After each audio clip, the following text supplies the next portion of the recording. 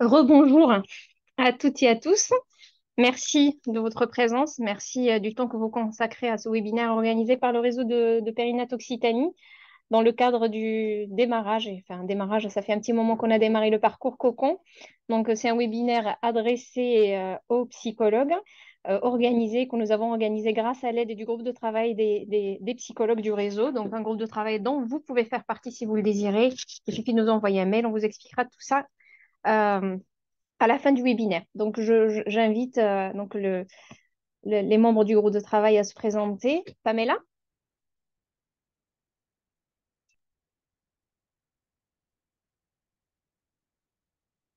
ton micro est fermé, Pamela. Ouais, ouais, voilà, j'arrive. Bonjour, donc je suis Pamela Didier, je suis sur Montpellier et sa région. Je suis psychologue clinicienne avec différentes spécialisées. Je fais partie du RPO et du projet Cocon et je suis en libéral. Sylvie, Bonjour à tous, donc Sylvie Martins Lecointre, je suis neuropsychologue de formation. J'exerce un petit peu à Toulouse, un petit peu à Montpellier, du coup en libéral sur la région toulousaine au cabinet.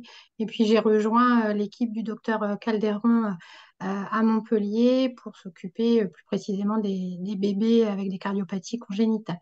Donc j'ai suivi le gros travail mené par l'équipe du réseau Périnat et on est très heureux de voir que les informations arrivent aujourd'hui jusqu'aux psychologues. Donc voilà, contente d'être parmi vous. Olivia, Bonjour à tous, donc Olivia Troupel, moi je suis maître de conférence en psychologie du développement de l'enfant à l'université de Toulouse-Jean Jaurès et je suis aussi co-directrice adjointe en fait du groupement d'intérêt scientifique BECO, pardon, pour bébé petite enfance en contexte. Et donc je suis cette aventure magique de cocon depuis un bon petit moment. Donc merci d'être présent aujourd'hui pour nous écouter. on enchaîne sur Vanessa. Si on te voit, Vanessa. Bon, c'est pas grave. Ah, voilà, super, on te voit. Bonjour, moi je suis Attends, c'est bon. bonjour, moi je suis Vanessa Deschamps, je suis psychologue au réseau de périnatalité, donc je m'occupe du projet Cocon et je travaille à côté aussi en libéral et à la maternité Paul de Villiers. Et à côté, il y a Déborah, sur l'équipe réseau. Déborah. Et bonjour à tous, Déborah Salomon, assistante de coordination RPO et pour le parcours Cocon sur Toulouse.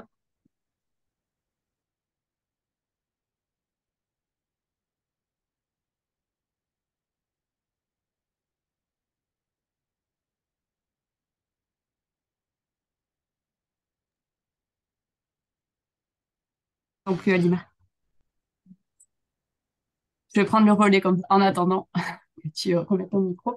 Donc moi, je suis Caroline Delarue et je suis chef de projet sur le parcours Cocon, donc au sein du RPO, depuis le démarrage du projet en septembre 2022. Et Evelyne Mazurier, bonjour, moi je suis pédiatre et j'ai rejoint le réseau périnatal l'année dernière et je suis du côté Montpellierin Est. Voilà, je fais partie du groupe de travail des psychologues et j'ai un groupe de travail bien dynamique et j'apprécie beaucoup.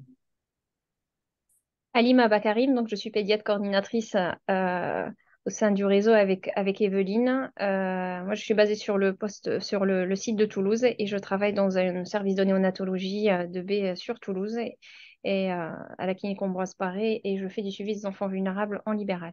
Et on travaille avec Evelyne aussi avec Christophe Savagnier sur le site de Toulouse comme pédiatre coordinateur, Isabelle Souxy qui est avec nous aussi aujourd'hui, qui est sur Nîmes, et Jean-Claude Semet à Rodez. Voilà. Donc on est plusieurs et on anime, donc on se partage les groupes de travail. Avec Evelyne, on a donc le plaisir d'animer le groupe de travail des psychologues et chacun des pédiatres anime un groupe de travail différent. Voilà.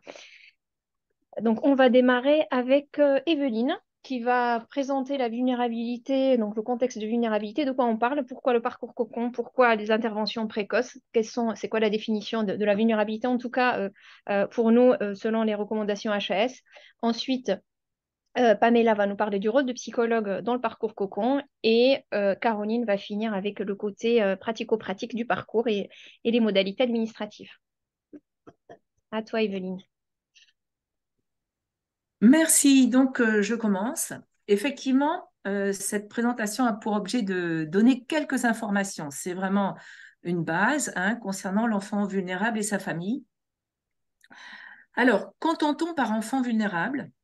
Il s'agit d'enfants qui ont un risque plus important que ceux de la population tout venant de développer un trouble du neurodéveloppement. Et par neurodéveloppement, on entend, vous le savez bien, un ensemble d'affections débutant en période périnatale, responsable d'une déviation qui peut être plus ou moins précoce de la trajectoire développementale typique à l'origine de difficultés significatives dans l'acquisition et l'exécution des fonctions spécifiques, donc intellectuelles, motrices, sensorielles, comportementales ou sociales. Voici quelques exemples d'enfants à risque de troubles du neurodéveloppement de par leur histoire périnatale particulière. La liste n'est pas du tout exhaustive. Parmi ces situations, j'en prendrai deux à titre d'illustration. La première, celle des enfants nés grands prématurés. Vous ne voyez pas la flèche, mais vous voyez le petit bébé dans son installation d'incubateur. Et la deuxième est celle des enfants porteurs de cardiopathie congénitale complexe, quel que soit leur terme. Les autres situations peuvent aussi, dans le vécu parental, la découverte de la néonatologie, s'y rapporter. Mais pour ces deux-là, on a des données très, très, très précises.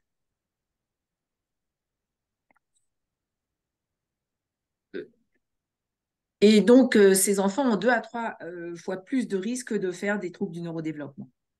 Sur cette diapositive, donc, qui illustre les risques chez l'enfant né prématurément, selon les résultats de l'étude EPIPAGE 2 concernant des enfants nés en 2011, vous pouvez lire la courbe en rose, celle qui est au milieu, qui illustre l'incidence des troubles du neurodéveloppement modérés à sévères selon le degré de prématurité. Grosso modo, vous découvrez que 30% des enfants nés entre 24 et 26 plus 6 semaines d'aménorrhée, soit 5 mois et 5 mois et demi, sont à risque de troubles, ce qui représente 3 fois plus qu'un enfant né à terme. Ce sont 20% d'enfants nés entre 27 et 31 plus 6 semaines, soit 5 mois 3 quarts, 6 mois 3 quarts, qui peuvent être à risque de troubles du neurodéveloppement. Et c'est seulement 12% des enfants au-delà de 32 semaines, c'est-à-dire au-delà de 7 mois, jusqu'à 36 plus 6, soit 8 mois. Et vous pouvez constater, j'ai mis une petite flèche violette en bas, en dessous du 28 semaines d'aménorrhée ou 6 mois, qu'en deçà de cette frontière, la survenue de troubles du neurodéveloppement est plus élevée. D'autre part, dans l'étude EPIPAGE 2, on retrouve davantage de troubles du comportement chez l'enfant prématuré né avant 32 semaines d'aménorrhée ou 7 mois. La deuxième situation est celle des enfants atteints de cardiopathie congénitale complexe. Et comme vous pouvez le découvrir, les troubles du neurodéveloppement sont 2, voire dans certains domaines, 4 à 5 fois plus fréquents chez ces enfants que dans la population sain d'enfants à terme.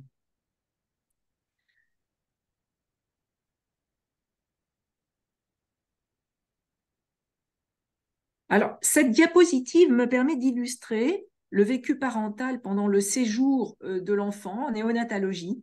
Et là, quelle que soit la situation, ça peut être de la prématurité, grande prématurité, un enfant atteint de cardiopathologie complexe ou toute autre pathologie néonatale d'une particulière gravité. En effet, ce monde de la néonatologie est de prime abord inhospitalier. Heureusement que tous les parents n'en font pas l'expérience. Inhospitalier où le parent peut se sentir impuissant, avec le sentiment très frustrant de ne rien pouvoir faire. Et le parent peut se sentir étranger, isolé, fragilisé, à distance d'un enfant qui ne correspond pas à son attente.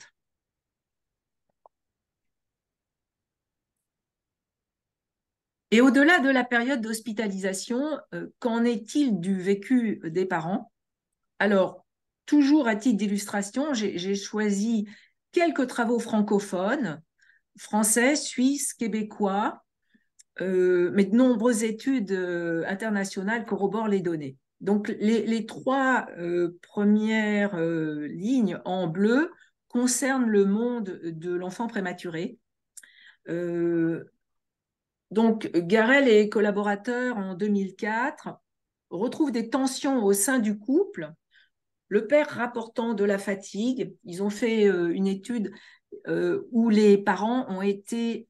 il y a eu un entretien à 2 mois après l'hospitalisation. Donc, la mère, elle, rapportait un état d'anxiété et un plus grand état de dépression. Les auteurs retrouvaient des difficultés psychologiques dans la fratrie.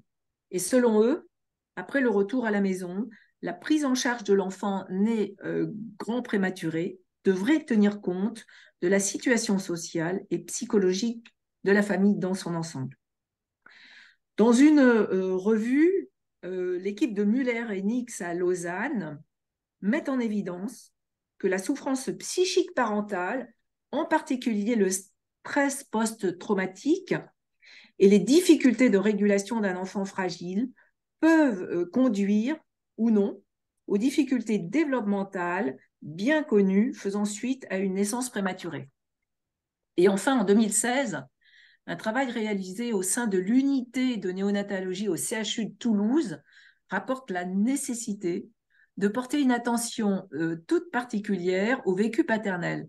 En effet, des auteurs notaient un risque de stress plus élevé chez les pères que chez les mères durant la période à la sortie de l'hôpital.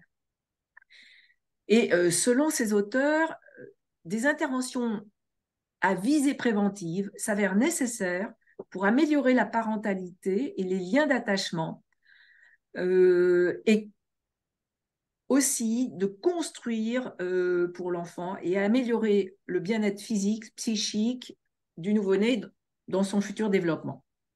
Donc, du côté cardiopathie congénitale, ce sont les phrases les lignes en marron. Donc, du côté des travaux concernant les nouveau-nés porteurs de ces cardiopathies, c'est une équipe québécoise qui, en 2016, rapporte, selon la littérature, un niveau plus élevé de stress chez les parents de ces enfants, comparativement aux enfants, et là, la comparaison était surprenante, comparativement aux enfants atteints de mucoviscidose ou d'enfants sains, ça on s'en doute. Le niveau élevé de stress chez les mères d'enfants atteints de cardiopathie congénitale complexe contribue à altérer les interactions et constitue un facteur de risque pour le développement du style d'attachement moins sécure et de difficultés psychosociales au cours de l'enfance.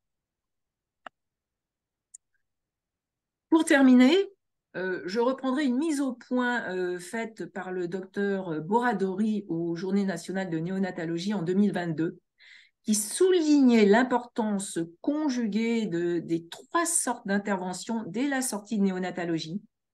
Et vous y trouvez une place toute particulière, avec un soutien psychologique des parents qui a vraiment une place importante.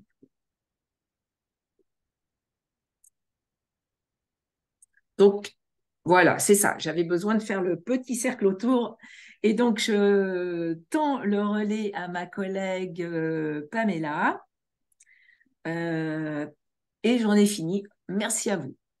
Merci, Attends, Evelyne. excuse-moi Pamela, avant que tu Oui. démarres, j'ai oublié de vous dire tout à l'heure que si vous avez des questions, n'hésitez pas. Comme on est en mode webinaire et pas réunion, donc vous pouvez pas malheureusement prendre la parole. Par contre, vous pouvez mettre vos questions dans le question-réponse et on répondra soit à l'oral, soit en chat. Merci. Désolée Pamela, je te laisse. Pas de souci. Donc, je me suis déjà présentée, je suis Pamela Didier, je suis psychologue clinicienne avec différentes spécialisations qui vont de la psychanalyse, les TCC, la neuropsychologie. J'ai un DU de périnatalité et des formations spécifiques autour du nouveau-né et des parents ou de la grossesse. Je suis également coordinatrice d'une structure regroupant des psychologues libéraux, donc sur Montpellier et autour, et je suis enseignante à l'université. On peut changer de diapo. Donc moi aujourd'hui, je vais vous parler vraiment de la place du psychologue dans le dispositif Cocon, pour pouvoir vous dire quels sont les psychologues concernés, quelles sont les formations qu'on doit avoir, quels sont les tarifs auxquelles on peut prétendre dans ce parcours, quelles sont les obligations également auxquelles on doit répondre pour pouvoir en faire partie. Et puis, je vous ferai un court témoignage sur pourquoi moi j'y suis à titre personnel. On peut changer de diapo. Merci. Alors, les psychologues concernés, moi quand j'ai parlé autour de moi du dispositif Cocon, donc qui concerne les enfants prématurés, forcément on m'a répondu que donc il fallait être psychologue spécialisé dans les enfants et dans les enfants prématurés. Et donc là, ça concerne aucun des psychologues puisque personne n'a fait une spécialisation là-dessus, puisque on ne nous forme pas à ça à l'université, ou très très peu. Donc évidemment, non, le dispositif ne s'adresse pas que aux psychologues spécialisés dans l'enfant et encore moins que dans l'enfant prématuré. Euh, on peut changer de diapo. Le dispositif Cocon va finalement s'adresser à tous les psychologues diplômés quand même, mais cliniciens de façon large, puisque ce dispositif, finalement, son objet ne va pas être l'enfant prématuré tout seul, puisque on est psychologue, on sait qu'un enfant tout seul, ça n'existe pas, comme disait Winnicott. Donc là, on va certes travailler autour du bébé et de l'enfant, donc déjà pas que du bébé prématuré, mais aussi de l'enfant jusqu'à ses 5 ans. Ça va de sa naissance jusqu'à ses 5 ans dans le projet Cocon. Il y a également la relation parent-bébé, la grossesse et la parentalité, et également euh, le parent en souffrance en tant que tel également. Donc oui, pour abus de langage, je dis PREMA, mais c'est donc les enfants vulnérables dans le projet Cocon, donc c'est PREMA, cardiopathie et autres pathologies. Donc ce que je veux dire par là, en tout cas, ça ne va pas concerner que le bébé de quelques semaines à la sortie de la maternité, où là, en tant que psychologue, on est bien embêté parce qu'on ne sait pas trop ce qu'on va faire avec cette petite crevette. Euh, donc voilà, donc avoir en tête que c'est certes le bébé, mais aussi l'enfant qu'il va devenir. On peut travailler avec lui plus tard dans le réseau. Et donc la relation parent-bébé, la grossesse et la parentalité et le parent en souffrance, l'adulte en souffrance. On peut changer de diapo, je vais vous détailler ça. Donc, le bébé et l'enfant, donc il va falloir effectivement en tant que psychologue avoir quand même des compétences spécifiques sur le bébé, sur la prématurité, sur certaines pathologies, et ensuite sur les enfants de 2 à 5 ans. Euh, ces, ces, ces référentiels, ils peuvent être finalement très larges, c'est-à-dire que ce n'est pas forcément que et uniquement que la psychologie du développement ou que et uniquement que un neuropsychologue qui va pouvoir intervenir. Evelyne l'a dit tout à l'heure, effectivement, ce sont des enfants qui ont des risques plus importants de TND, donc il faut connaître le TND, il faut connaître les bonnes pratiques. Mais Evelyne l'a aussi dit, on va être avec des enfants et des familles où les risques de troubles de l'attachement sont beaucoup plus importants. Donc, il va falloir connaître les troubles de l'attachement. On rattache soit au référentiel du développement, soit au référentiel de la psychanalyse.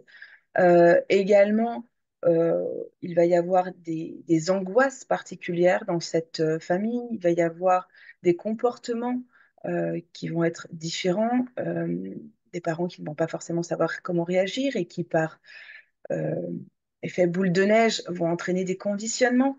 Donc là aussi, les TCC peuvent avoir tout à fait leur place. Donc tout ça pour dire que déjà, rien que dans le champ de l'enfant, c'est tous les psychologues qui peuvent s'intégrer. Peut-être pas psychologue du travail, je le reconnais, mais en tout cas, les référentiels ont toute leur place.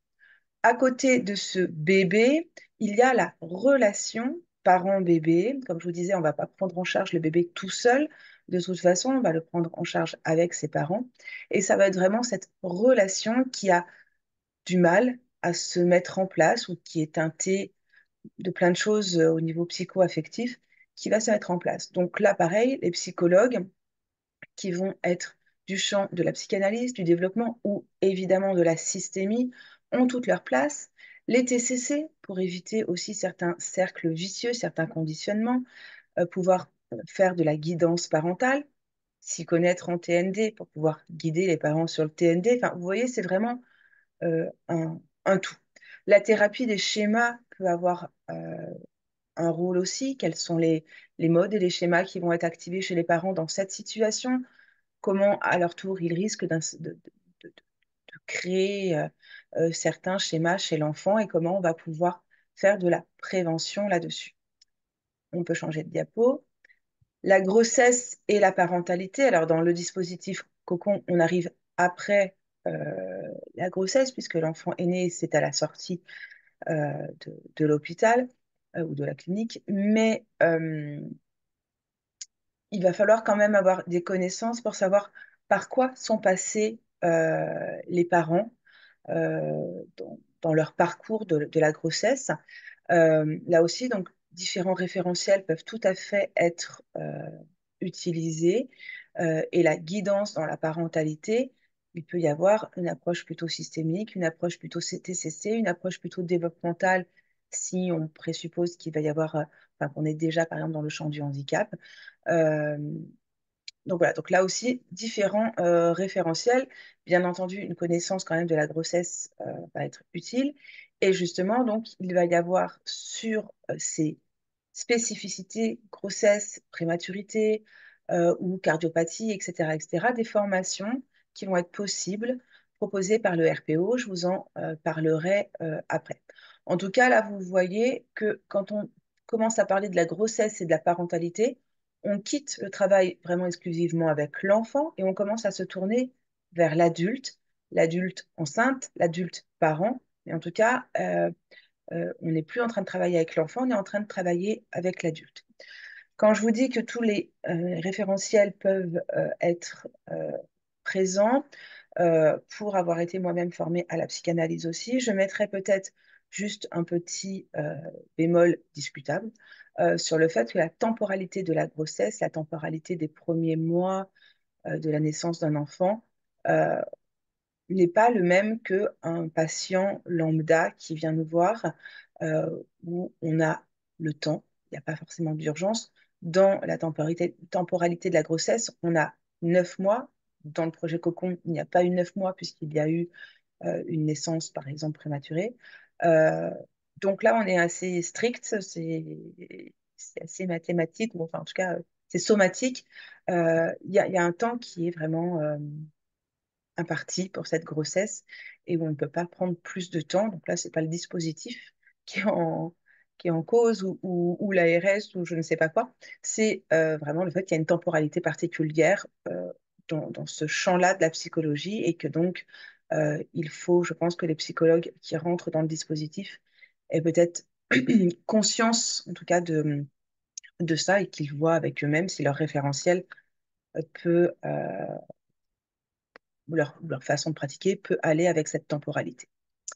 On peut changer de diapo. Donc là, on a glissé de l'enfant à l'adulte à travers la grossesse et la parentalité, mais on est encore tourné vers l'enfant, puisque finalement, on guide le parent à être un bon parent pour l'enfant. Euh, et finalement, dans ce continuum, on arrive à l'adulte vraiment en tant que tel, qui est en souffrance. Certes, il est parent, certes, il est devenu parent, mais c'est l'adulte, c'est l'homme ou la femme qui est vraiment en difficulté dans dans cette aventure. Euh, et ce qu'on essaye de faire, c'est d'être vraiment là de façon le plus précoce possible, là où nous ne sommes généralement jamais les psychologues.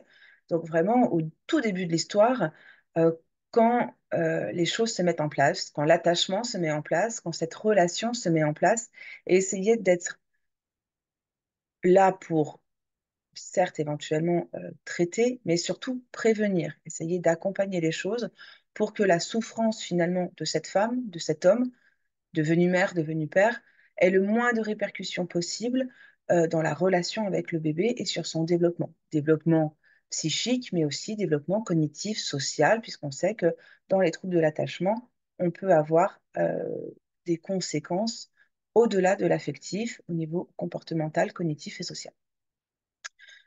Donc, on va prendre en compte, j'avais pas tout à fait fini, si on peut revenir en arrière, c'est pas grave. On va prendre en compte surtout la souffrance présente liée à ce qui vient de se passer, au trauma, par exemple, de cette naissance prématurée ou au trauma de cet enfant qui est né avec une lourde pathologie. Euh, mais on va pouvoir intégrer aussi le passé. Je parle à ceux qui ont ces réflexes, enfin, ces référentiels-là, les schémas qui vont être réactivés dans cette situation et qui vont faire que du coup le parent a du mal à créer ce lien d'attachement ou prendre en compte les addictions qu'a ce parent ou les TOC, etc. Donc que ce soit quelque chose qui était présent ou quelque chose qui arrive à cause de cette naissance, en tout cas tout ce qui va pouvoir peser dans la relation parent-bébé et qui vont venir euh, majorer les choses et où on sait, comme Evelyne l'a dit, que de toute façon, c'est augmenté dans les cas de prématurité. On sait qu'il y a plus de dépression, il y a plus de syndrome post-traumatique, il y a plus de difficultés, de troubles de l'attachement lorsqu'il y a une prématurité ou une grosse pathologie autour de la naissance. Donc là, au niveau des connaissances, quel psychologue peut avoir sa place dans le dispositif Cocon, et ben là aussi, ça va être beaucoup de psychologues adultes, cette fois-ci, qui vont maîtriser les TCC, le MDR, la systémie, la thérapie des schémas, la théorie de l'attachement, etc. Euh, et dans les connaissances spécifiques, il va falloir quand même savoir par quoi sont passées les familles, qu'est-ce que c'est que la prématurité, c'est quoi la néonate, etc., etc. Et là, le réseau va pouvoir nous aider là-dessus. Et là, on peut changer de diapo. Donc, en résumé, tous les psychologues vont pouvoir avoir une place, enfants, adultes, quel que soit le courant, tant qu'ils respectent les bonnes pratiques HAS, tant qu'ils respectent la temporalité de la grossesse et de la temporalité du développement de cet enfant. Et donc, effectivement, donc certaines spécificités de la périnatalité, de la prématurité sont à connaître. Et ça m'amène à passer à la diapo d'après pour savoir où est-ce que le psychologue, là, qui est en libéral et qui n'est pas forcément, qui se dit, oui, ok, je gère pas mal de choses, mais il y a quand même des points précis sur lesquels je ne suis pas très bien formée ou pas très rassurée. Donc la question qu'on peut se poser, c'est où est-ce que je vais trouver ces formations? Combien de temps ça va me prendre? Quel est le budget que ça va me coûter à moi en libéral pour pouvoir faire tout ça? Donc, ça ne va pas vous coûter bien cher, ça va être assez pratique et ça va être amené, pas mal de choses vont être amenées sur un plateau. On peut changer de diapo. Puisque donc, dans le cadre du conventionnement du projet Cocon, vous allez pouvoir avoir des formations et des vidéos qui seront mis gratuitement à votre disposition. Et également, vous pourrez avoir un système de tutorat, c'est-à-dire que les personnes qui seraient intéressées pour rentrer dans le dispositif, mais qui auraient besoin d'un petit coup de pouce sur telle et telle pratique, pour être un peu rassurées, pour pouvoir éventuellement voir faire ou quoi que ce soit, c'est possible dans le champ de la psychologie, mais même au-delà. C'est-à-dire qu'il va être possible éventuellement de pouvoir demander de l'aide ou d'observer par exemple une séance avec un pédiatre ou avec un kiné. Moi, à titre personnel, même si c'est pas censé être mon travail en tant que psychologue, Je pense que pour pouvoir soutenir un parent, euh, je vais avoir besoin de, de- de choses concrètes, c'est-à-dire de pouvoir dire à cette maman, bah, vous voyez, là, pour rentrer en relation avec votre enfant, vous pouvez faire une activité avec lui. Oui, d'accord, mais il a 3 semaines. Je fais quoi comme activité avec lui? Parce qu'un puzzle, ça va être compliqué. Donc, oui, effectivement. Donc, je vais devoir lui donner des informations sur son développement et éventuellement des choses au niveau sensorimotrice que cette maman va pouvoir faire avec lui. À quelle distance l'enfant voit, à quelle distance elle peut lui mettre un hochet, par exemple. Est-ce qu'il va pouvoir tourner la tête? Est-ce que, avec le son de sa voix, elle va pouvoir faire euh, des, des- des choses qui vont stimuler cet enfant? Euh,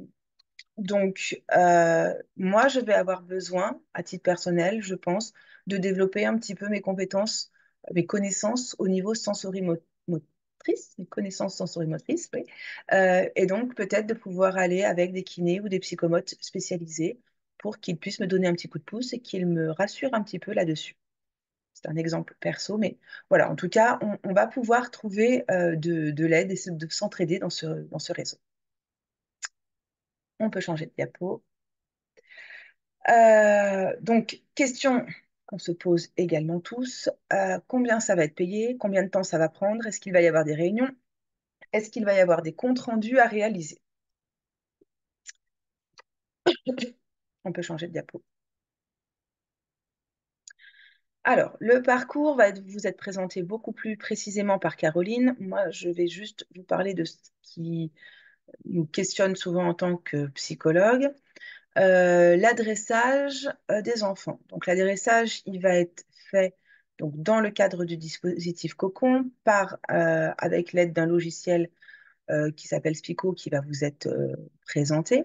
C'est un médecin référent de l'enfant qui va nous adresser cet enfant-là. Et on va être vraiment dans une coordination et d'une pluridisciplinarité. Ce qui sous-entend que donc on ne va pas être seul, parce que ça, c'est souvent quelque chose qui nous inquiète un peu. Ouh là là, je vais me retrouver seule avec cette famille. Qu'est-ce que je vais faire?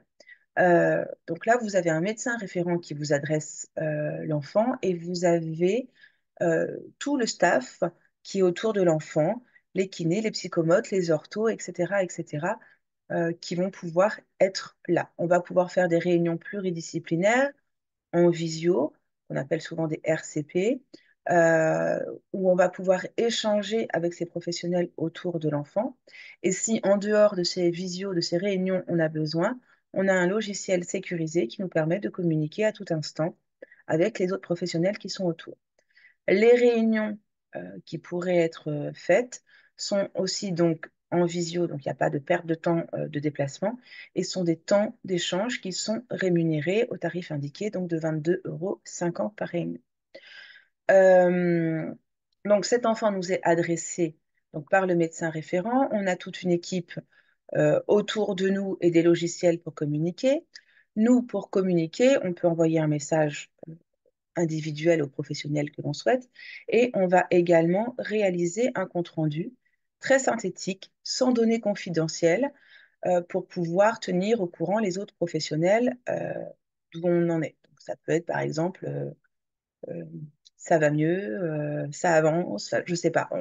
Ça, c'est quelque chose qui va être créé de toute façon dans le groupe de travail des psychologues. Donc, les psychologues craignent souvent que ce soit un administratif ou quelqu'un de non psychologue qui décide de ce qu'on met dans les comptes rendus. Ce n'est pas le cas. Là, les comptes rendus, le contenu des comptes rendus sera décidé par le groupe de travail de psychologues, donc par des pairs euh, qui auront à cœur de respecter du coup les doléances des psychologues.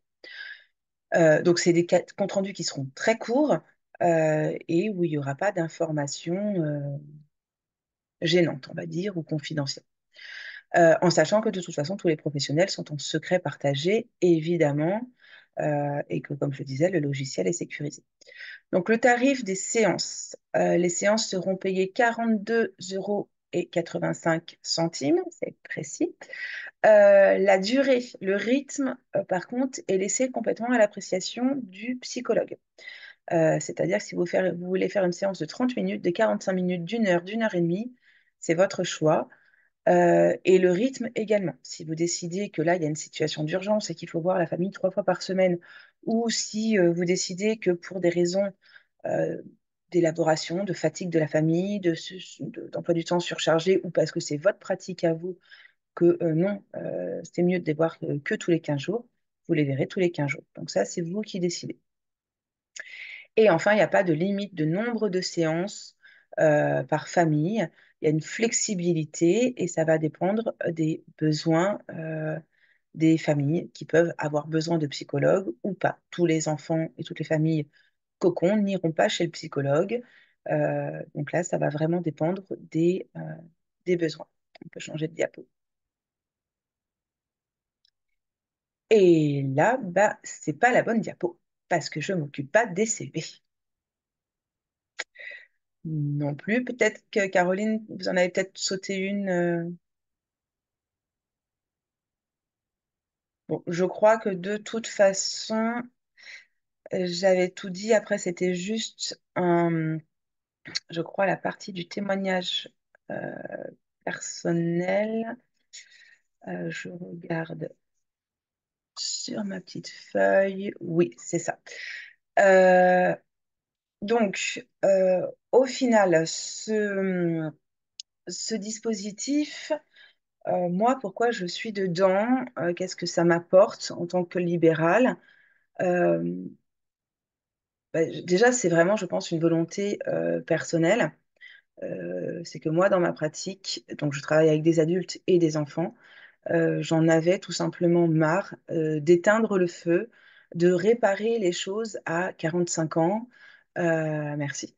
De réparer les choses quand des patients venaient à 45 ans ou à 7 ans. Et je me disais toujours, parce que j'aime beaucoup la théorie de l'attachement, que si je pouvais être là au moment où l'attachement se met en place, eh ben, ce serait quand même super chouette de pouvoir prévenir plutôt que de guérir, d'être dans la prévention, l'accompagnement et la thérapie, puisque de toute façon, on va aussi soigner l'adulte. Mais voilà, en tout cas, moi, j'avais très envie d'être dans les premiers temps de l'attachement et du développement de l'enfant et de la famille, de les aider à devenir une famille, de les aider à apprendre cette identité de parents, etc. Euh, donc voilà déjà la première raison pour laquelle je me suis mise dans le réseau. Ce que j'y trouve, en plus de ça, c'est un travail dans un réseau. Donc ça veut dire de ne pas être seul, d'être en coordination, en pluridisciplinarité, de pouvoir échanger avec d'autres psychologues, d'autres corps de métier, de pouvoir avoir un accès aux médecins euh, parce qu'au final, quand on est en libéral, pour arriver à joindre un psychiatre ou un médecin généraliste, c'est quand même bien compliqué. J'avais pas le sentiment qu'il y avait une grande considération, pour être très honnête, du corps médical et qu'il puisse y avoir un échange, ce qui, ben, du coup, dans les réseaux est pas le cas. On a vraiment notre mot à dire. On travaille tous ensemble au service de la famille. Et très probablement que les gens qui se mettent dans ces réseaux-là ont une philosophie qui est en tout cas proche de la mienne. Euh, et donc, je préfère travailler avec ces gens-là, pour le dire très clairement. Voilà, donc c'est un témoignage personnel. Ensuite, ben, pour moi, ce qui était très important, c'était que pouvoir offrir aux familles un accès aux soins gratuits, de pouvoir accéder à certaines formations et savoir aussi orienter, parce que avoir des patients sur les bras et pas trop savoir quoi en faire, ne pas connaître les dispositifs, les kinés, le médecin, bah là, j'ai plus de patate chaude, puisque c'est à la limite notre patate chaude à tous, mais pas que la mienne. Donc, je trouve ça agréable de savoir où orienter la famille, savoir qu'elle ne va pas être lâchée, qu'on va avoir tous un maillage autour d'elle. Donc, au final, moi, j'ai vraiment l'impression que être dans ce dispositif, alors, je n'ai pas précisé, mais je suis aussi dans le dispositif PCO, Oxytadis, DSPP et d'autres qui ne sont pas généralisés. Donc au final, je trouve que être dans ces réseaux, et d'autant plus dans celui de Cocon, ça permet vraiment de pouvoir aider, mais aussi d'échanger, d'orienter et puis d'apprendre. Donc c'est quand même super chouette, je trouve. Et j'espère que donc vous serez nombreux à venir nous rejoindre. Et je reste à disposition pour répondre aux questions sur la psychologie.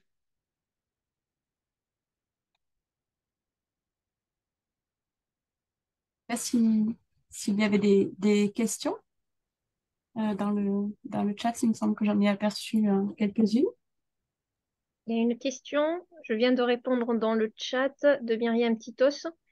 Bonjour, que faites-vous avec les psychologues hospitaliers qui ont déjà rencontré et suivi les familles en anténatale, en réanimation, en cardiologie? Je vois qu'Isabelle aussi a répondu dans le même sens. Donc, l'idée de Cocon, c'est vraiment d'améliorer le parcours des enfants. Il va aussi s'ajuster le parcours à chaque territoire et chaque organisation territoriale. On n'est pas là pour tout changer, mais on est là pour améliorer le parcours et apporter de l'aide à la coordination là où il en manque. Donc, on va prendre plusieurs cas de figure. En parlant de la famille qui est suivie par un psychologue hospitalier, il va y avoir la famille qui va être suivie par le psychologue hospitalier uniquement pendant la période d'hospitalisation. Et donc, le lien qui va être fait avec le psychologue en libéral, le libéral, bien sûr, va être fait par le psychologue hospitalier. Nous, on est là pour l'aider. L'aider parce qu'il y a un outil de coordination sécurisé pour échanger des informations. On a aussi du temps de coordination, aussi, que ce soit pédiatrique ou de psycho au sein du réseau. On a aussi la possibilité d'organiser des réunions de concertation pluridisciplinaire quand il y en a besoin. Il va y avoir la famille qui va quitter le service d'hospitalisation, il va continuer à revenir à l'hôpital pour rencontrer le psychologue de l'hôpital. Ben, c'est la même chose. Ce qui serait bien pour nous, vraiment, c'est que ces rencontres-là ou cet accompagnement soient tracés sur le dossier de l'enfant pour que le pédiatre qui va faire le suivi derrière, si ce n'est pas un hospitalier, puisse avoir cette trace-là. Et donc ça, l'idéal serait que les hospitaliers aussi se saisissent de l'outil de coordination SPICO dont va vous parler Caroline. Voilà, j'espère que j'ai pu répondre à votre question.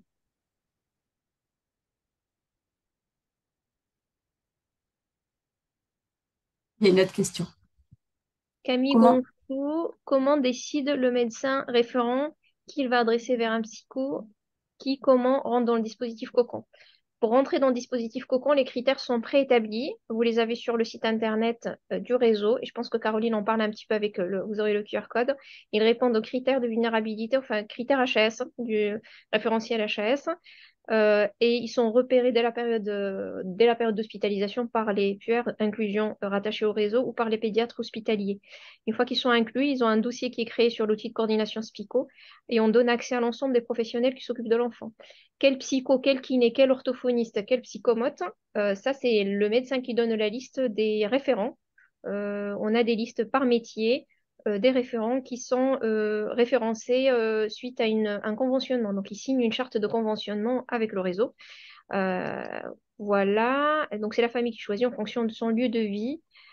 Comment le médecin décide? Ben, en fonction des signes d'alerte HAS aussi. Donc, on a refait tous nos cahiers, on a fusionné, on a fait une refonte totale de nos formulaires de suivi qui existaient déjà pour ceux qui ne connaissent pas le fonctionnement des anciens réseaux NGLR, TIMIP et puis RPO après la fusion. On a toujours eu des cahiers de suivi, des formulaires de suivi avec l'ensemble des signes d'alerte. Et on forme le médecin. Ils ont des ateliers de formation, nos médecins référents annuels. On les forme à ces signes d'alerte et à quel moment on adresse les enfants vers quel professionnel. Et donc là, on a refait ces cahiers-là. Ils sont accessibles sur le dossier des enfants, sur SPICO. Et on les a bien sûr alimentés avec le dernier référentiel HAS. Je crois que c'est tout. S'il y a une autre question, mais Isabelle, je vois que tu as répondu. Un adressage par un médecin référent, mais concrètement, comment ça se passe? Lors de la consultation de suivi, Isabelle a répondu. Voilà. Je pense que ok, c'est on va continuer et puis on reprendra les questions à la fin s'il y en a encore. Donc, on va passer sur des aspects très pratiques. En pratique, comment faire pour intégrer le parcours? Donc, dans le cadre de l'expérimentation, les professionnels qui vont intégrer le parcours doivent conventionner. Donc, concrètement, si vous souhaitez intégrer le parcours, vous pouvez vous adresser au réseau. Alors, par exemple, à Vanessa Deschamps, qui est là tout à l'heure, qui s'est présentée tout à l'heure, qui est psychologue au sein du RPO, ou Déborah Salomon, qui est notre assistante au plus près des professionnels.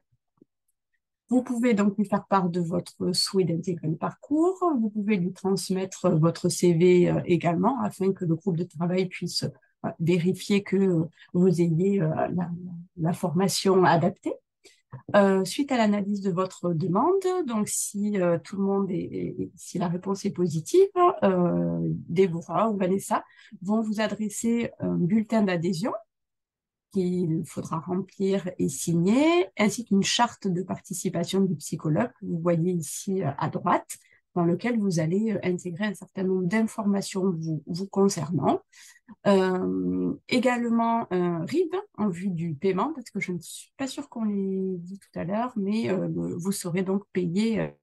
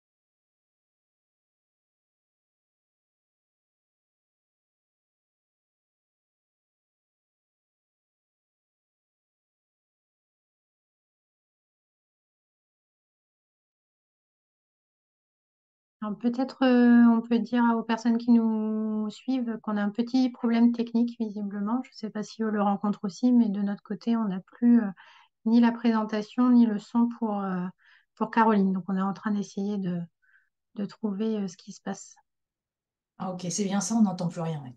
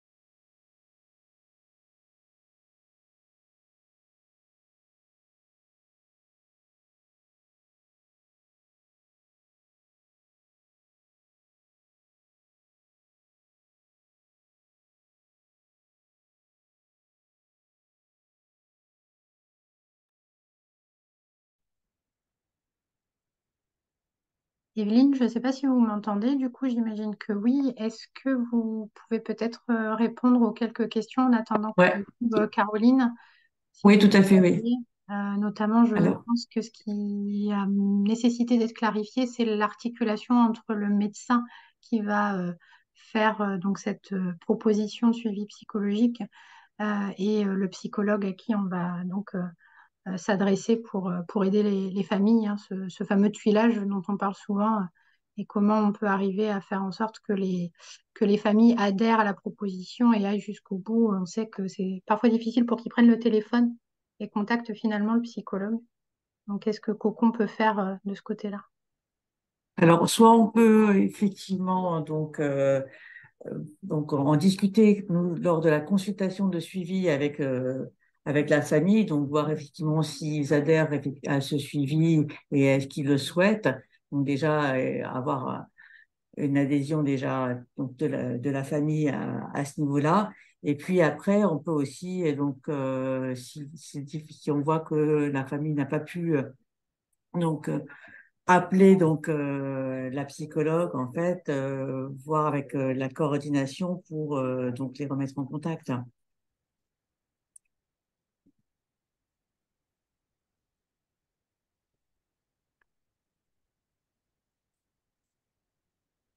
Alors, je vois les questions et les Alors, réponses d'ailleurs. Voilà. Est-ce que tout le monde entend de nouveau? Parce que j'ai Oui, l'impression que est-ce que vous mon son entendez n'est bien ouais, pas je là? crois, Je vais essayer d'augmenter un peu peut-être le son.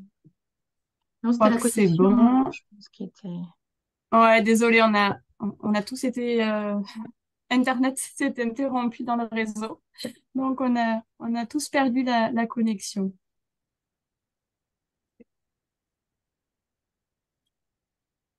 Est-ce que vous étiez peut-être en train de répondre à une question ou est-ce que je reprends C'était la où j'en étais? coordination entre le médecin en fait et la psychologue en fait. Quand le médecin référent prescrit entre guillemets parce que c'est pas propose parce que c'est pas une prescription, attention hein, c'est une proposition que l'on fait aux familles.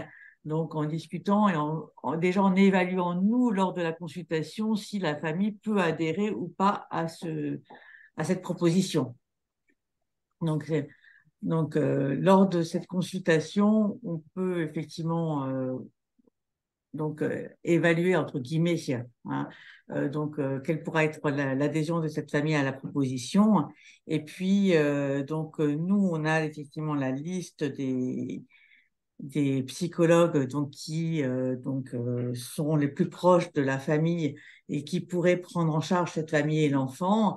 Et donc, le mieux, c'est effectivement de les connaître pour voir un petit peu comment effectivement elles travaillent avec ces familles. Et puis, pouvoir faire la transition avec pour les amener à les consulter.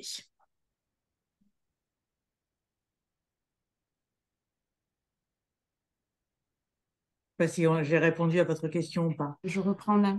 Ah. Je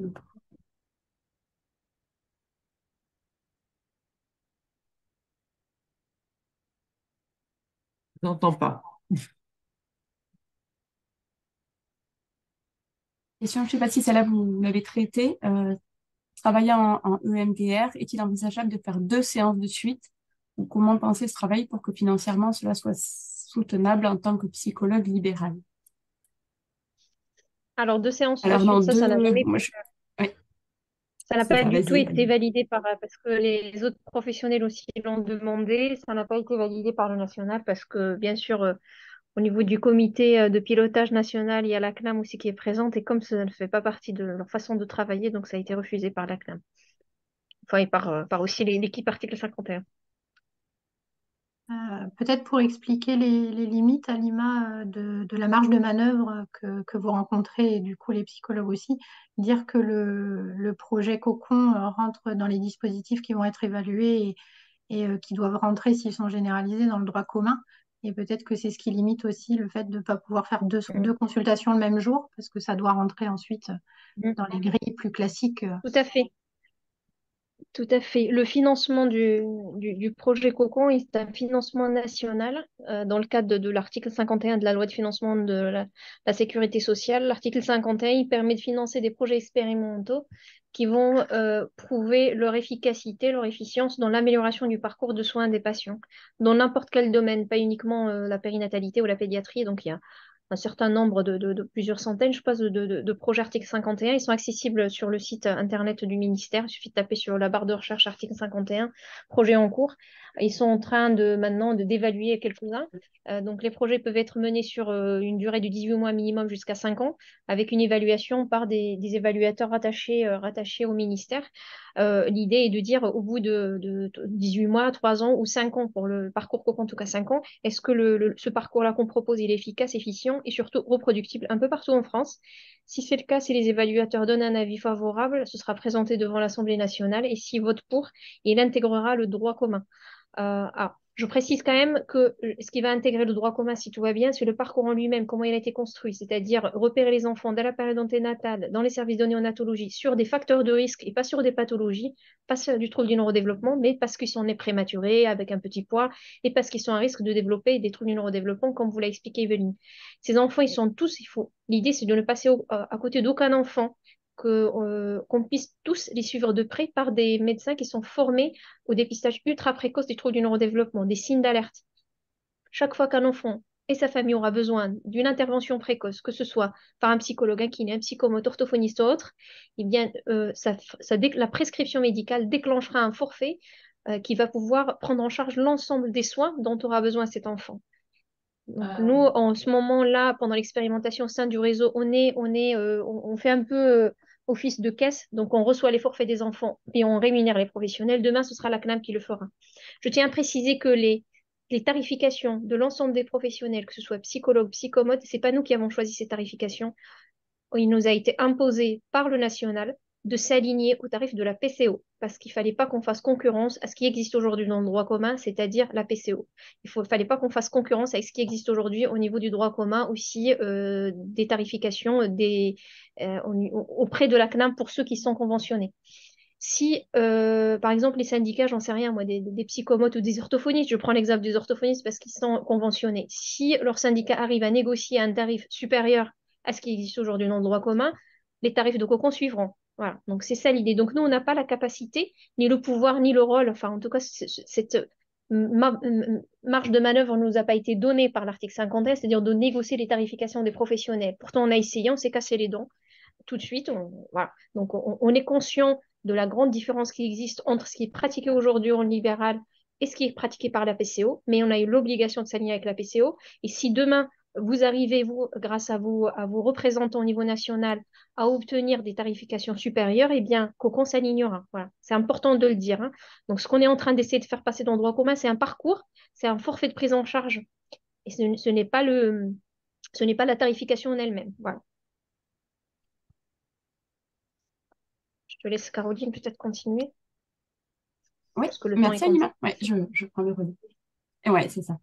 Donc, je m'étais arrêtée au fait que votre, entre guillemets, candidature était acceptée, que vous avez renvoyé les documents administratifs.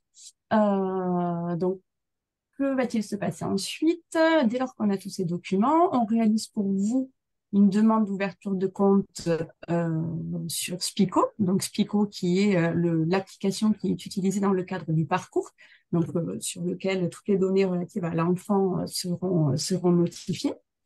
e-santé, qui est chargé de la gestion de Spico, procède à l'ouverture de votre compte et suite à ça, on vous en informe et on vous propose une formation. Actuellement, c'est Déborah qui réalise les formations en visio. Il y a environ une formation tous les 15 jours qui vous est proposée pour vous familiariser avec l'utilisation de Spico. En ce qui concerne le paiement, donc tout à l'heure, Pamela vous a indiqué les tarifs en vigueur dans le cadre du parcours. Comme je vous le disais également tout à l'heure, donc c'est le RPO qui va vous rémunérer directement les séances que vous aurez réalisées auprès d'enfants inclus dans le parcours COCO.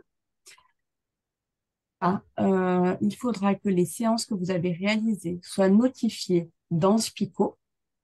Vous n'avez pas besoin de faire d'autres démarches auprès de nous, parce que dès lors que les séances sont intégrées dans Spico, nous réalisons une extraction à partir de l'outil.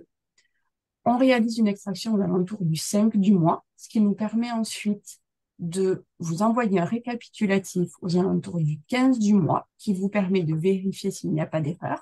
On vous laisse une dizaine de jours pour revenir vers nous si besoin. Si besoin, on effectue des corrections qui sont nécessaires. On est encore dans le début de l'expérimentation, donc on n'exclut pas qu'il y ait encore quelques petites erreurs, donc soyez attentifs. Et on vous règle le 25 du mois. Donc, on vous règle autour du 25 du mois pour l'activité du mois précédent. Donc, il y a un petit delta dans le paiement, mais on arrive aujourd'hui vraiment à maintenir ce rythme et je tiens à préciser qu'il n'y a pas de retard dans les paiements aujourd'hui si tout est bien complété sur Spico dans les temps. Donc voilà, un rappel pour vous dire que si vous en vue d'un règlement autour du 25 du mois, l'activité doit être saisie dans Spico avant le 25 du mois précédent.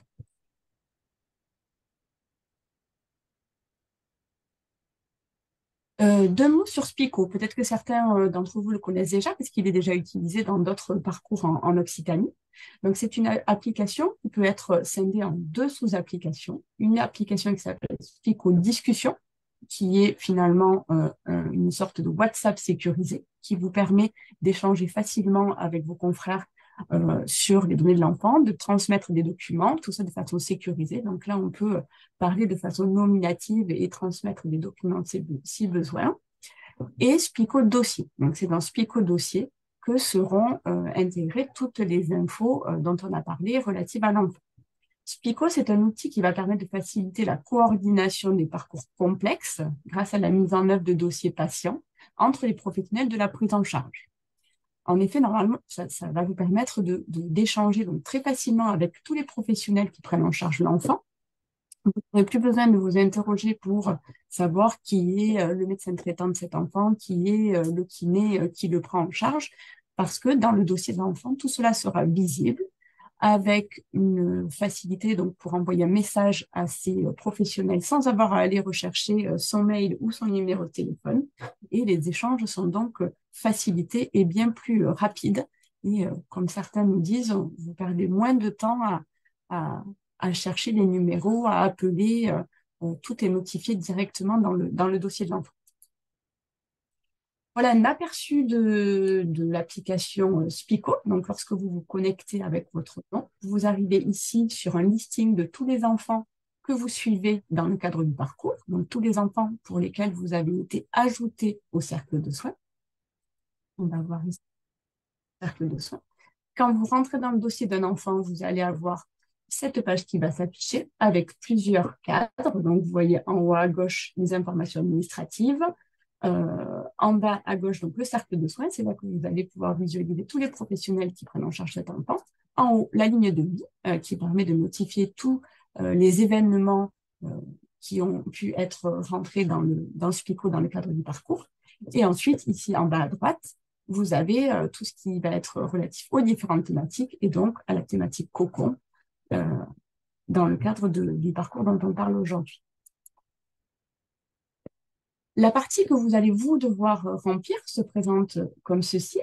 Donc, vous allez ouvrir un formulaire qu'on appelle Cocon suivi psychologue, dans lequel vous allez pouvoir renseigner le professionnel, alors on parle de prescription, en tous les cas le professionnel qui vous a adressé l'enfant, également la date de la prescription. Alors, la date de la prescription, vous pouvez aller la chercher dans les différents formulaires qui ont été de suivi de l'enfant, suivis médicaux de l'enfant qui ont été réalisés. Donc, à la fin d'un formulaire de consultation, le médecin référent de l'enfant va noter s'il pense qu'il y a besoin de psychologie. Si ceci est coché, vous pouvez donc commencer la prise en charge et reporter la date de la prescription qui correspondra donc à la date de cette consultation. Il est possible que des familles arrivent avec une prescription et que le professionnel ait oublié de noter sur le formulaire précédent. Dans ce cas, on vous propose, pour justifier de cette demande, de télécharger dans la partie prescription, ici, choisir un fichier, de nous télécharger l'ordonnance qui vous aura été transmise. Donc, l'ordonnance, ça peut être une ordonnance classique ou un formulaire ou une lettre d'adressage aux couleurs de cocon que l'on propose, nous, dans le cadre du parcours et qui indique donc, qui vous permet de visualiser rapidement que l'enfant est un enfant cocon. On essaie d'encourager à l'utilisation de ce courrier. C'est pas encore adopté par tout le monde, mais voilà. Si vous recevez une prescription classique, cela fera également l'affaire, il n'y a pas de souci. Vous devrez ensuite, donc, dans la partie suivi psychologue, compléter l'objectif de l'accompagnement et ensuite, à chaque séance, vous devrez remplir la date de l'acte, remettre votre nom, indiquer si vous êtes libéral ou non, et éventuellement toutes les observations qui vous semblent intéressantes, alors soit pour vous, pour le suivi du dossier de l'enfant, soit pour les autres professionnels qui souhaitent suivre l'évolution de la prise en charge de cet enfant ou de cette famille. J'en ai fini pour les aspects très pratiques. Vous avez peut-être d'autres questions, n'hésitez pas à me les poser. Et je vais peut-être laisser la conclusion à peut-être Pamela. Et après, on répondra aux questions. Effectivement, il y a quelques questions. Voilà. Voilà. Eh bien, je n'ai pas prévu de conclusion. Voilà, c'est déjà, Ah, d'accord. c'est déjà celle que j'avais donnée tout à l'heure. En fait, enfin, euh, moi, je trouve que c'est vraiment quelque chose qui est très intéressant de pouvoir être enfin au cœur de la constitution de cette identité familiale qui est en train de se créer, de passer d'un homme et une femme d'un couple, on va dire, ou d'ailleurs pas couple, homme et femme, en tout cas de passer d'adulte à parent, d'accueillir cet enfant dans cette famille, de pouvoir être au cœur de tout ça et pas arriver après 2 ans, 7 ans, 40 ans après. Donc je trouve que c'est vraiment une belle occasion qu'on a là de pouvoir intervenir de façon précoce et qu'on a vraiment un rôle crucial et important à jouer et à prendre dans cette histoire, et également de pouvoir aussi être un soutien pour les autres professionnels, puisque c'est aussi ça, la possibilité, par exemple, de pouvoir, nous on travaille avec, dans un cabinet où il y a kiné et ortho, euh, ben voilà, c'est aussi des échanges avec la kiné, avec l'ortho, pouvoir les soutenir, eux, face à des difficultés auxquelles ils sont peut-être un petit peu moins formés. Donc voilà, après, oui, clairement, le temps que je passe avec les kinés pour les soutenir, pour discuter de cette famille, pour discuter de tout ça, je ne suis pas rémunérée, tout n'est pas payé, c'est pas l'hôpital public, on est en libéral. Donc voilà, mais bon, en tout cas, moi, ça me plaît, je suis très contente que ce projet ait pu naître et que ça nous soit proposé, qu'on ait enfin une avancée sur le fait que jusqu'à maintenant, ben, on n'était pas du tout remboursé. Donc c'est quand même pour moi, je trouve, un grand pas. Euh, voilà. Merci beaucoup, Pamela. Merci beaucoup, Pamela. Il y a pas mal de questions et je vous propose juste de faire un petit rappel assez rapide parce que je pense que ça répondra à un certain nombre de questions. Donc là, vous voyez l'écran. Alors, Caroline a partagé l'écran. Est-ce que tu peux peut-être rétrécir un peu plus la plaquette pour qu'on la voit mieux? Donc, si vous allez sur le site internet du réseau, vous tapez Parcours Cocon et RPO, vous allez tomber sur le site internet et là, vous avez la page Cocon. Dans la page Cocon, vous avez les critères d'inclusion.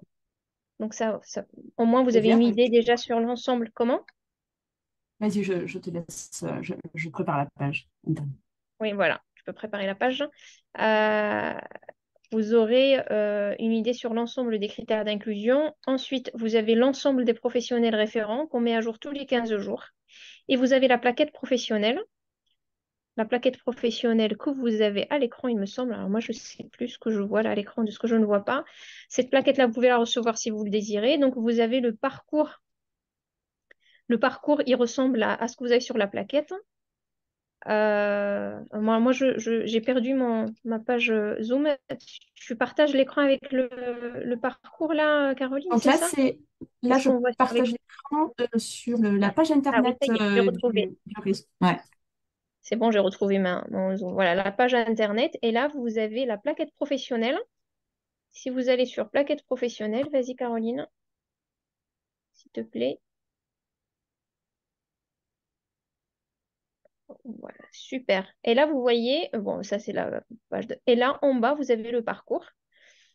Donc, qu'est-ce qu'on a? On a là, ce que je vous ai dit tout à l'heure, c'est le repérage en anténatal pendant la période d'hospitalisation.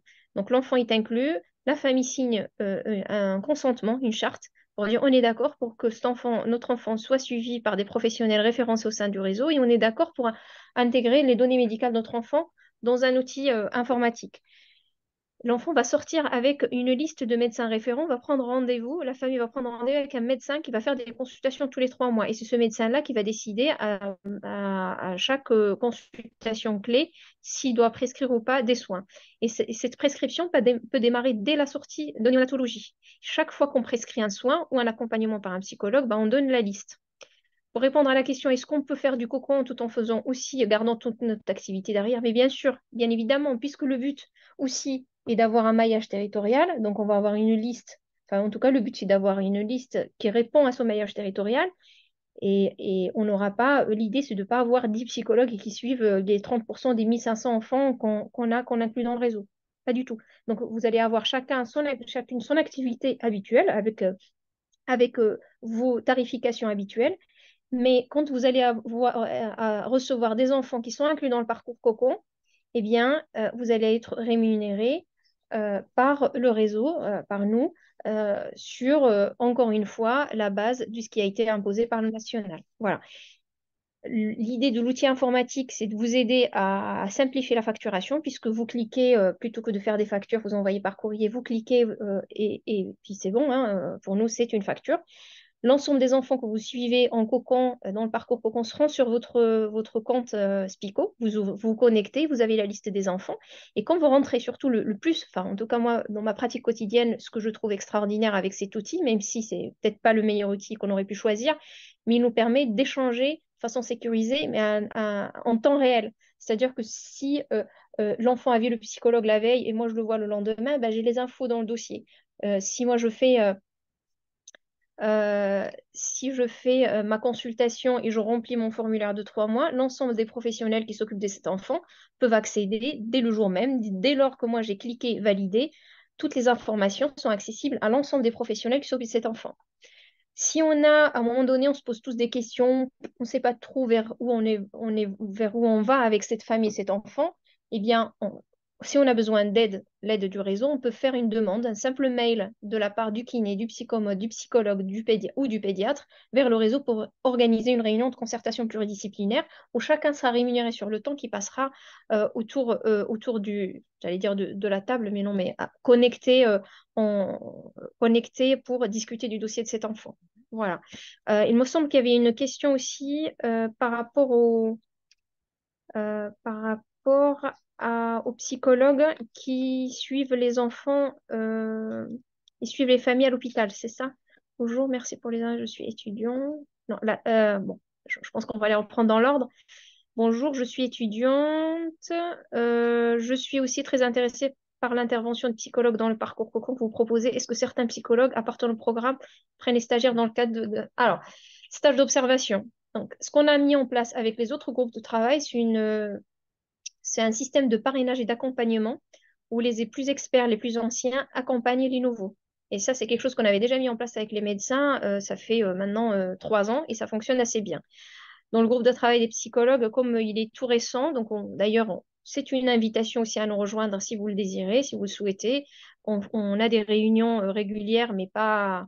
Pour l'instant, je crois qu'on s'est réunis pour le webinaire un peu plus, mais généralement des réunions tous les 2, 3 mois. Ça peut être tous les mois, 2, 3 mois, en fonction des objectifs aussi de travail. Entre midi et 2. Et donc, c'est possible aussi de mettre en place ce système de parrainage et d'accompagnement pour les psychologues. Ce n'est pas encore efficient en tout cas. Et si l'on souhaite plutôt recevoir les parents, plutôt suivi d'adultes, cela est-il possible? Alors, les prestations psycho, si je peux parler de prestations, psychologie, l'accompagnement psychologique, ce que vous avez expliqué tout à l'heure, Pamela, dans le cadre de Cocon, c'est vraiment un accompagnement des familles qui ont un vécu assez traumatisant et particulier à cause du parcours de leur enfant. Il ne s'agit pas de l'accompagnement d'un enfant, par exemple, TSA. Voilà, donc c'est vraiment la prise en charge, Pamela l'a bien expliqué tout à l'heure, d'enfants, pardon, d'une famille qui sort d'un traumatisme. Voilà, un accompagnement. Donc oui, on est dans l'accompagnement de l'adulte. Je vous laisse rajouter, hein, si vous avez des choses à rajouter, peut-être Pamela, Oui, Sylvie ou Olivia. je pense que ce qui ne sera pas possible, c'est de se dire, tiens, Madame Durand a un TOC, j'aimerais bien travailler son TOC et la faire rentrer dans Cocon, par Non, exemple. non.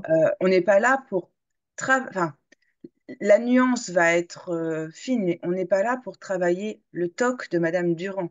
On est là pour travailler dans le cadre déjà de toute façon d'une prématurité, d'une cardiopathie, etc., enfin d'un enfant vulnérable qui rentre dans le dispositif. Donc déjà, ça va réduire. Mais si dans cette famille, si cette prématurité, par exemple, ou cette vulnérabilité et ce TOC ont un lien, ont une répercussion, que tout ça se mélange et que ça fait qu'effectivement il y a une problématique, on va pouvoir le traiter, mais pas si on est juste en train de traiter le TOC de Madame Durand. Ça, le TOC de Madame Durand, bah, elle le soigne en psychothérapie hors cocon.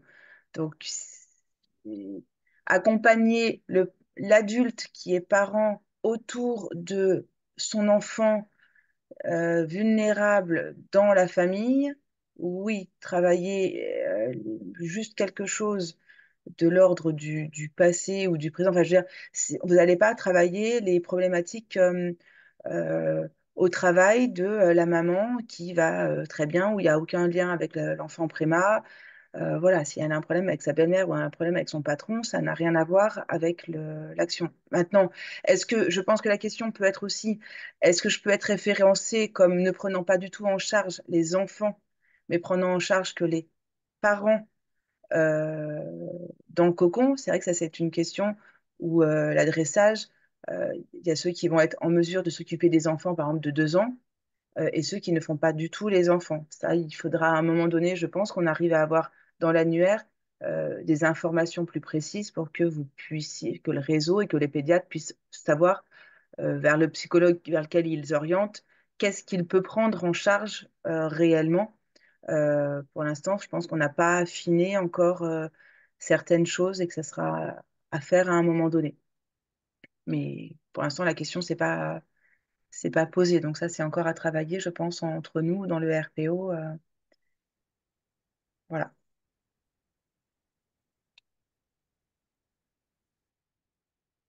Alors, il me semble qu'on a répondu à toutes les questions.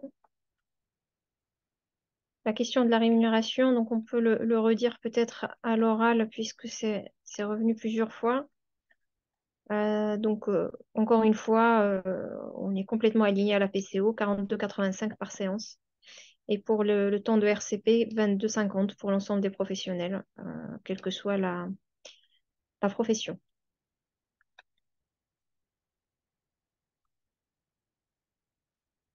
N'hésitez pas en tout cas à aller sur le site internet du réseau, qu'on vous a montré tout à l'heure, vous aurez toutes les informations. N'hésitez pas à nous contacter. On peut vous mettre peut-être dans le chat le lien vers le site internet et vous remettre, et vous aurez, on va vous envoyer la présentation, vous aurez la, les contacts de Vanessa et de Déborah.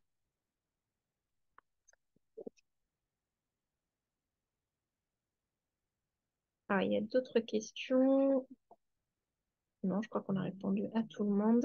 Non, après, c'était une remarque, je pense, de Madame Cochon. Je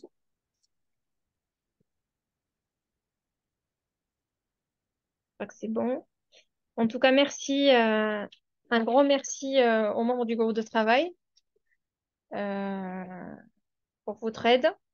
Un grand merci aussi à tous les participants. Encore une fois, je relance l'invitation pour rejoindre le groupe de travail. N'hésitez pas à mettre un mail à Déborah et puis on vous intégrera avec grand plaisir. Merci à tous et à toutes. Merci. Merci. Merci. À bientôt. Très bonne fête. Merci, Merci, bonne bonne fête. fête à tout le monde. Au revoir.